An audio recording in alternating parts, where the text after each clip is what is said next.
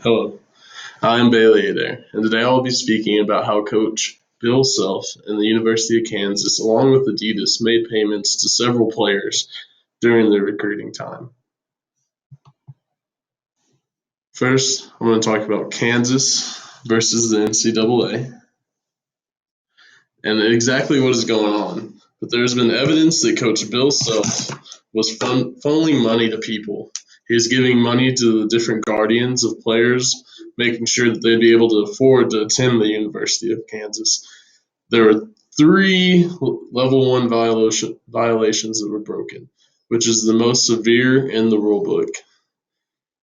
Which he also worked from there was a middleman in Adidas that delivered the money, so that links Adidas to the payments also.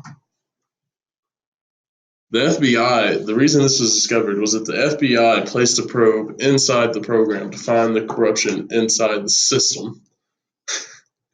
They have planted many probes inside of various athletic programs inside of NCAA college and football, apparently, which they have said. And the football program at Kansas is facing level 2 violations itself also, so they will be facing punishments as well. Next is how this will affect the team and Coach Bill Self. The team should honestly be okay this year, as the process of the rule violation should take about 9 months to be processed. So that honestly should allow for the team to be okay this year. But during the postseason and during next season is when will really have its effects on the team. But as for Coach Self, though, he is in deep water. He is in hot water, as most coaches get in trouble for this as just turning a blind eye to the situation and not paying attention. Yet Coach Bill Self was directly linked to it, and he was shown to be directly involved in it itself, meaning that he knew it was taking place and that he will probably not be coaching any longer at the NCAA level after this in his career. There were several payments to high-profile recruits, according to Adidas, according to the probe inside Adidas and the testimony of different people who worked for Adidas paying the players. Adidas had many consultants who would pay the athletes, and supposedly Adidas was not the only company doing this. Was not the only company that sponsored the school to do it either. What this means. This will lead to a crackdown on several top athletic programs in the nation who attract top-tier talent, meaning that they might have paid for some of that talent to come there. So the NCAA will really be cracking down on some of the top echelon of schools of recruiting to make sure that they are not paying their players and doing it the correct way. They will be placing many probes throughout the NCAA and moles inside of programs to be able to find any more of this paying the players illegally and any more of the boosters or the sponsors getting involved into the situation. And many top tier places will be on the hot seat from having this, and they will be looked back and they will be under the microscope, sort to say, to make sure that they did not pay their players previously to win championships and whatnot.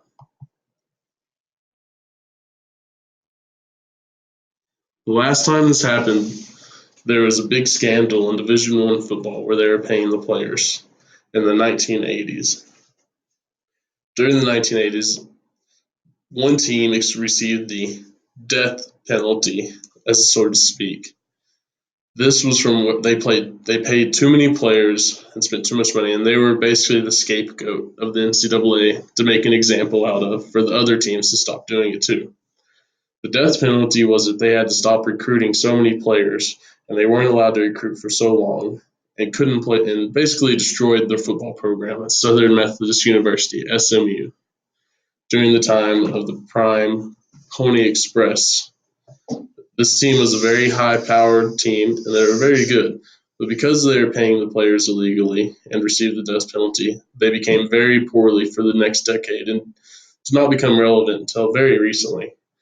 And 2019 was the first season that the SMU Pony Express has had double digits in the win column since 1987 when they first received the death penalty by the NCAA.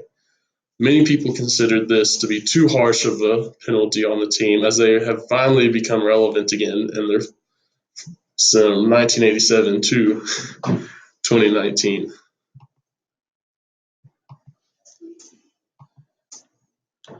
Here's a short video from YouTube explaining it, if I can get it to work for the first 3 minutes.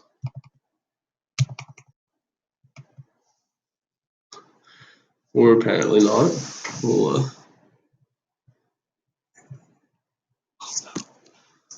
oh no, fuck it. We'll just go on.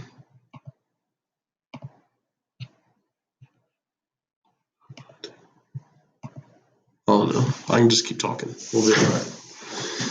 You're welcome to go back and watch the video of the YouTube.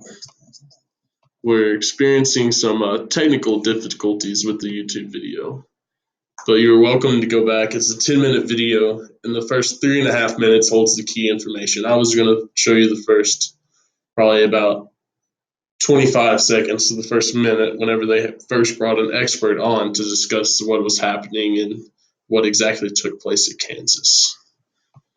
It was on CBS's News Sports Network. This brings up the significance of this is it brings up, should the athletes just straight up be paid? Should the athletes just be receiving monthly income like a normal worker who goes to a 9-to-5 job? It is a hot seat for discussion, is a hotbed of discussion, and many people argue both sides of should the athletes receive money or should they not. This being said, if they do give the death penalty to the team, they'll probably become no longer very relevant or competitive in the NCAA men's basketball tournament. And if this team was busted doing it, this could also lead to many other teams being caught paying their players, which the NCAA men's basketball tournament during March is the biggest money producer for the NCAA outside of the college football bowl games. But that is the largest single event that makes money for the NCAA. So imagine if some of their top teams was busted and received the death penalty and suddenly fell flat on their faces and would no longer be competitive. That would leave the NCAA probably with a lot less money. So really, are they going to do that? Are they going to punish each school how they probably should, or are they going to choose one to make a scapegoat out of again? We shall see. Is it the true question is it too big to fail? Is the tournament too big to ever fail? Is what needs to happen.